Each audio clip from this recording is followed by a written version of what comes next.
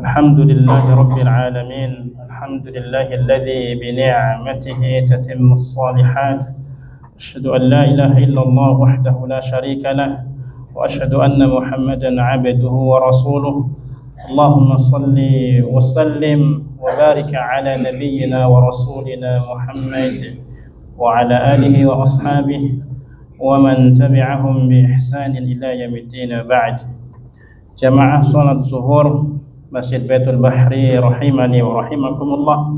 Kita awali ta'lim kita dengan basmalah. Bismillahirrahmanirrahim.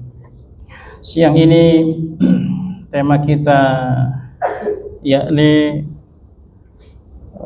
ada nikmat dalam sakit. Ada nikmat dalam sakit. Jadi kalau dengar kata nikmat, kayaknya benar nggak ada nikmat dalam sakit? Tema ini kita hadirkan karena kita tidak selamanya sehat. Pasti di antara kita ada sakit. Dan saat ini kita sehat. Sehat itu tentu itu nikmat. Karena itu adalah nikmat. Disabdakan oleh baginda Nabi sallallahu alaihi wasallam, ni'matani maghbunun fihima katsirun minan nas, as-sihhatu wal faragh. Dua nikmat yang sering banyak manusia itu lalai, tertipu darinya. Apa itu? As-sihhah, yakni nikmat sehat, wal faragh, dan waktu luang. Kira-kira kalau kita sakit pengennya ngapain? Istirahat. Oh, istirahat. Orang sakit udah pasti istirahat ya, bukan pengen lagi. Orang sakit itu kan pengennya cenderungnya mau ngaji kan. Ya pokoknya mau berbuat baik lebih banyak. Dengar suara, apalagi dirawat di rumah sakit, dengar suara azan masuk gitu. Nah, itu ya Allah enak banget ya. Tapi kalau sehat, saat seperti kerja gitu, dengar suara azan, apakah sama perasaan itu muncul? Belum tentu. Disitulah kenapa disebut dengan banyak manusia lalai dari nikmat sehat. Karena tidak banyak orang yang mampu manfaatkan nikmat sehat itu ya untuk berbuat kebaikan yang mendatangkan manfaat buat dirinya, termasuk dunia dan akhiratnya. Wal faragh, dan waktu yang luang, senggang. Ini kita kalau diajak ngaji ada aja kesibukannya, sibuk tat. Ya.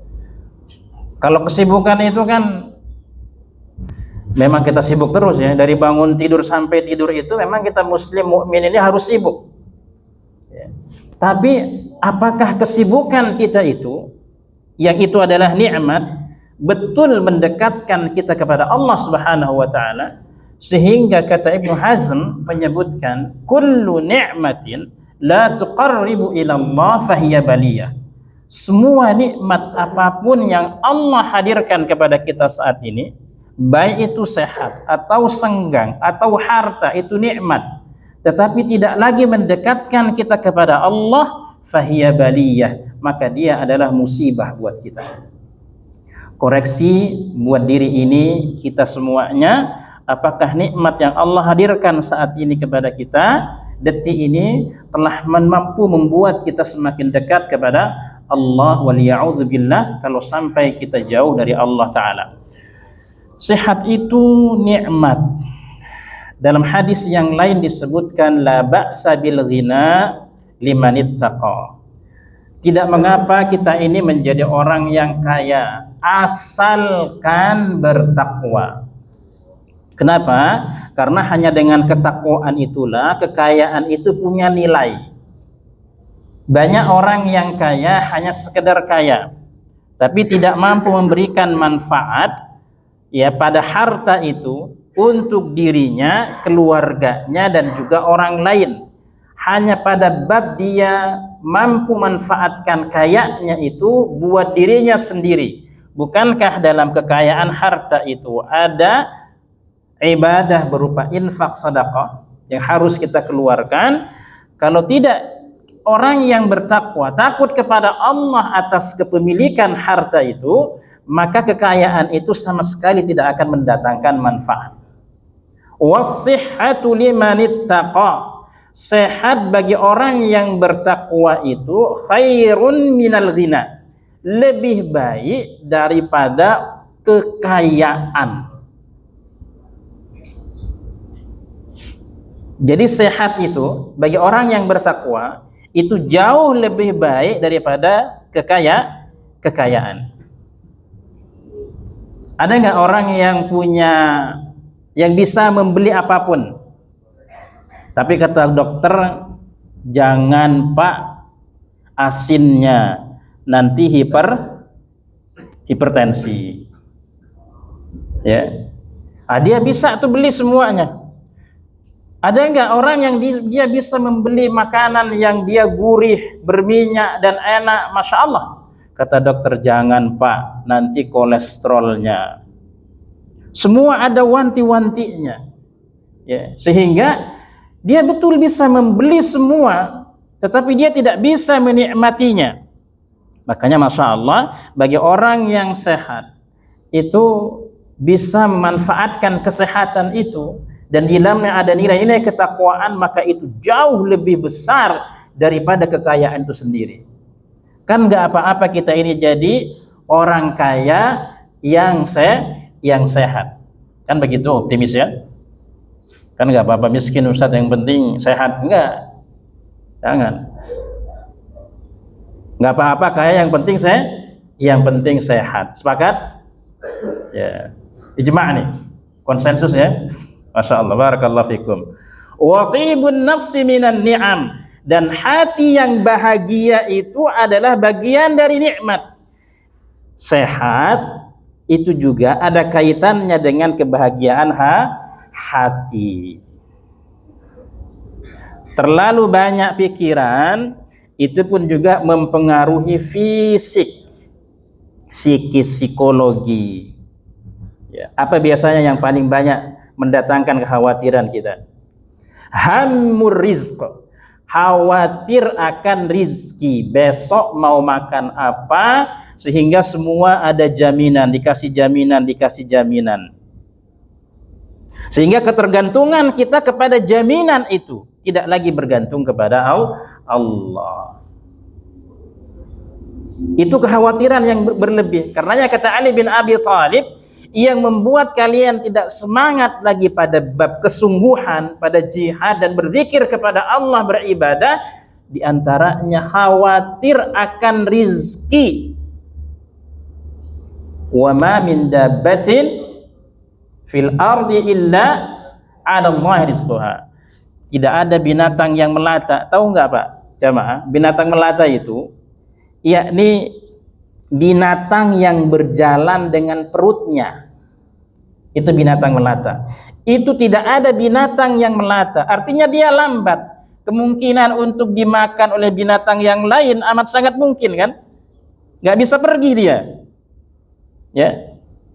Kata Allah, binatang yang melata itu yang berjalan dengan perutnya itu Allah jamin rizkinya.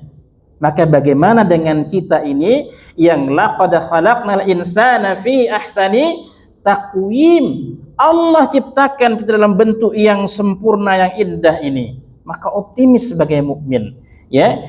Jaga nikmat sehat itu agar terus ada pada diri kita, sehingga kita ini menjadi orang yang disabda oleh Nabi sallallahu alaihi wasallam, mukmin tidak hanya sekedar mukmin. Al-mu'minul qawi khairun wa ahabbu ila Allah minal mu'minid dha'if. Orang mukmin yang kuat itu, kuat fisiknya, finansialnya, ya, itu jauh lebih dicintai Allah Ta'ala daripada mukmin yang lemah. Wa fi kullin khairun, walaupun dalam keduanya itu mukmin yang lemah atau yang kuat itu sama-sama ada sisi baiknya, sama tetap ada, tapi lebih dicintai yang kuat. Apa di antara ciri kekuatan itu? Maka coba diraih. Ihris ala ma yanfa'uk. bersegera, bersemangat pada hal-hal yang berguna bagimu. Wasta'in billah wala ta'jaz. Minta pertolongan kepada Allah, jangan lemah, jangan malas. Nabi SAW ingin mengajarkan kepada kita untuk menjadi mukmin yang kuat itu resepnya adalah bersemangat. Gimana mau bersemangat kalau sakit? Gimana kalau bersemangat kalau kita ini sakit-sakitan? Gimana kalau mau bersemangat kita sebentar-sebentar masuk angin? Ya, karenanya ada satu video yang di-share di New York sana, seorang imam masjid mengajak jamaahnya setiap ba'da sholat subuh push up. Berapa banyak? Kira-kira aja dulu berapa? Imam ngajak push up ba'da sholat subuh, kira-kira berapa, Pak? 20. Tadi ada yang 10 tuh. Ya. Jangan ada yang bilang 5 tat gitu. 200. Habis itu imamnya lari 4 kilo, Pak. Lari bukan jalan santai. 4 kilo lari. Allahu Akbar. Kemudian dia membacakan hadis ini. Ya. Kita mesti kuat. Apalagi haji. Ya. Butuh fisik. Salat malam butuh fisik yang kuat. Apalagi mohon maaf, yang istrinya lebih dari 1, ya, ini nggak masuk ke sini ya, ada bukan? Ya, ya. Butuh fisik yang kuat. Ini jangan diterusin ya, ramai urusannya. Ihris ala ma yanfa'uk, bersemangat pada hal-hal yang kita ini punya manfaat di dalamnya. Makanya Ibnu Umar radhiyallahu anhu itu kesel banget sama orang yang dia nggak semangat sama urusan dunianya, apalagi urusan akhiratnya. Males-malesan. Makanya kita diminta berdoa oleh baginda Nabi SAW berlindung dari lemah dan malas. Allahumma inni a'udzubika minal ajzi wal kasal. Ya Allah, aku berlindung kepadamu dari lemah dan malas. Asal muasalnya malas itu adalah lemah sehingga malas. Orang kalau sudah nggak punya semangat, udah selesai. Ya. Mau ngapain aja udah dimotivasi juga, dikumpulin doang tuh video motivasi. Ya, kagak ada aksinya. Ya. Mohon pertolongan kepada Allah. Ya, minta kekuatan kepada Allah. Ini. Ya. Jaga nikmat sehat itu dengan apa? Olahraga. Kalau dalam hadis An-Nasa'i disebutkan, kullu syai'in laisa fihi dzikrullah fahuwa lahwun wa la'ib. Segala sesuatu yang dalamnya tidak mengandung zikrullah merupakan perbuatan sia-sia. Illa arba'u mula'abah. Kecuali ya, ada beberapa permainan. Permainan. Ar-rajul imra'atahu, yang dia suami istri, Pak, bergurau, bercanda. Kita kan kadang nganggep itu kayak sia-sia gitu kan. Masya Allah. Walaupun dalamnya nggak ada zikirnya, Pak. Kita ngobrol, bercanda gitu ya. Jadi ini nggak bisa dinikmati nama yang jomblo, nggak bisa. Ya, ngobrolnya kita, ngalor ngidulnya kita bareng istri, suami istri itu ibadah, dicatat kebaikan. Makanya kalau kita pulang nih secapek-capeknya kita, jangan sampai, mohon maaf suami, ya ini suami pulang langsung taruh handphone, bersih-bersih, tidur.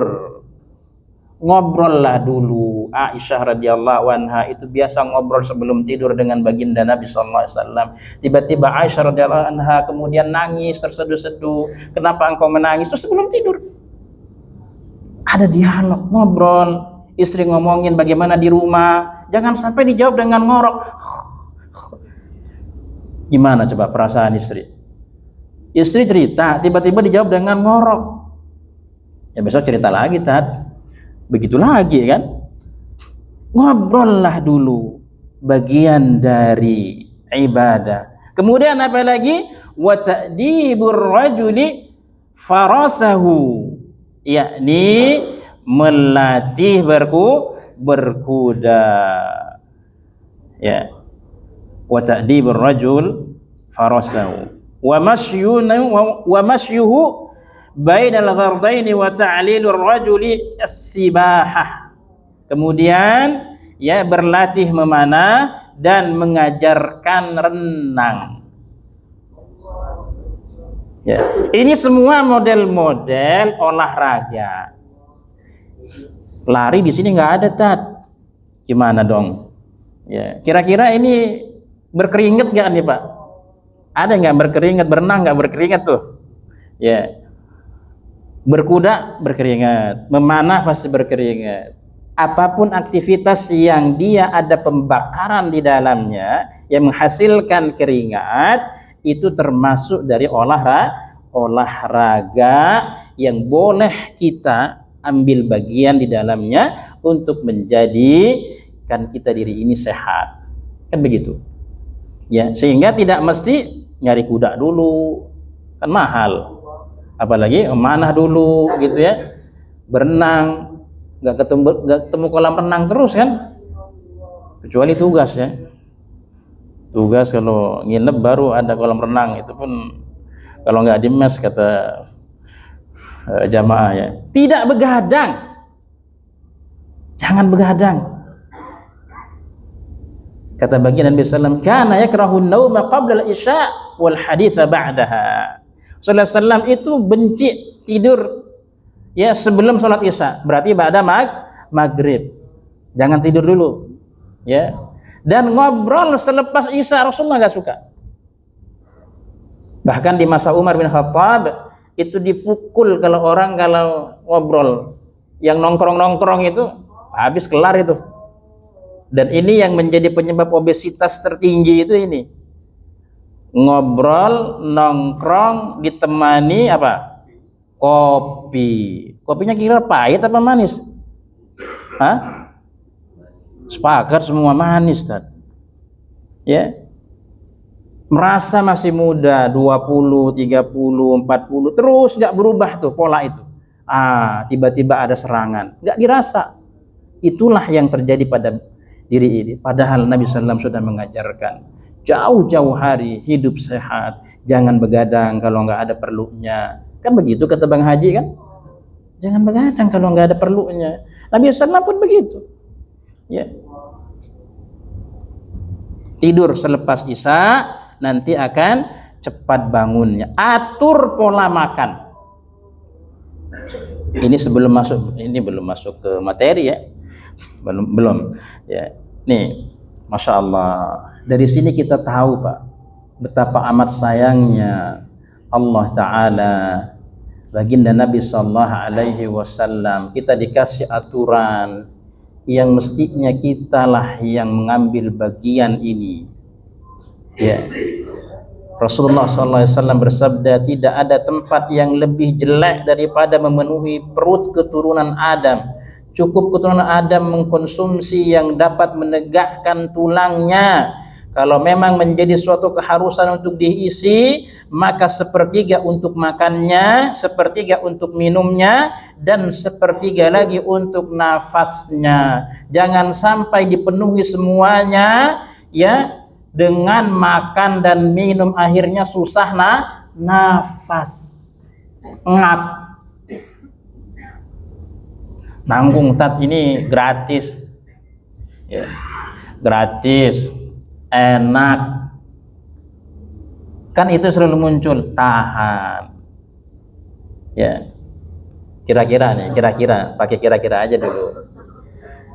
Kalau kita kondangan, yang diserbu duluan apa kira-kira aja. Kalau di situ ada kambing guling, ada sup, bayangin aja kira-kira yang dikejar duluan yang mana? Kambing guling. Ya. Panjang tuh bererot Pak yang ngantri. Kata yang belakangan, pas giliran dia habis dah. Ya Allah, udah ngantri, nggak kira-kira yang pertama ngambilnya kan, dihitung soalnya cepet dia kan ngasih amplop. Dikira-kira Pak, dikira-kira sepertiga aja cukup, sepertiga di situ baru muter lagi ke yang lain. Kayaknya itu hikmah kenapa nggak dikasih tempat duduk kayaknya ya, supaya muter kan. Padahal sunnahnya kita duduk ya, minum duduk. Masya Allah, sepertiga aja cukup, ambil Pak. Tunjang itu enak gak? Tunjangan gitu. Enakan tunjangan. Ya sepakat kalau itu Pak. Kita yang sudah memasuki usia-usia 40 ke atas sudah harus bisa mengatakan tidak. Saya ngikutin satu workshop ya dengan salah satu dokter spesialis jantung. Ketika membahas tentang jantung yang isinya itu orang-orang yang ngikutin 50 tahun ke atas. Di antara godaan orang-orang yang 50 tahun ke atas itu masih tidak bisa mengatakan tidak, salah satunya pada santan, pada tunjang, pada yang berminyak itu. Coba kalau ada kurma sama gorengan yang mana duluan? Hah? Kurma. Kata yang muda nih, kata yang tua gorengan Tat. Karena kurma itu sunnah, gorengan itu wajib. Tuh kan, udah dikasih di situ ajwa lagi kan, enggak juga tertarik. Ya Allah, sudah kita jaga sehat itu qadarullah masya fa'al, kita pun tetap sakit. Lalu bagaimana kita menyikapi saat datang sakit itu? Udah 12.50 ya, kayaknya Panji udah nunduk, nunggu. Udah habis begitu tuh ininya, kodenya. Insyaallah part 2 aja ya, insyaallah ya. Insyaallah part 2 nanti kita sambung lagi. Bagaimana menyikapi kalau kita datang sakit. Kira-kira ada yang sakit gak? Pernah sakit? Atau sehat terus? Sepertinya kalau Anda sehat terus itulah sakit Anda. Ya. Nggak pernah merasa sakit. Kita pasti sakit. Ya, saat sakit datang, kita maknai adalah nikmat. Bagaimana memaknai sakit sebagai nikmat? Insyaallah kita sambung di pertemuan berikutnya. Kita cukupkan dengan hamdalah dan tasbih kafaratul majlis. Alhamdulillahirabbil alamin. Subhanakallahumma wa bihamdika asyhadu an la ilaha illa anta astaghfiruka wa atubu ilaik. Syukran jazakumullah khairan. Wassalamualaikum warahmatullahi wabarakatuh.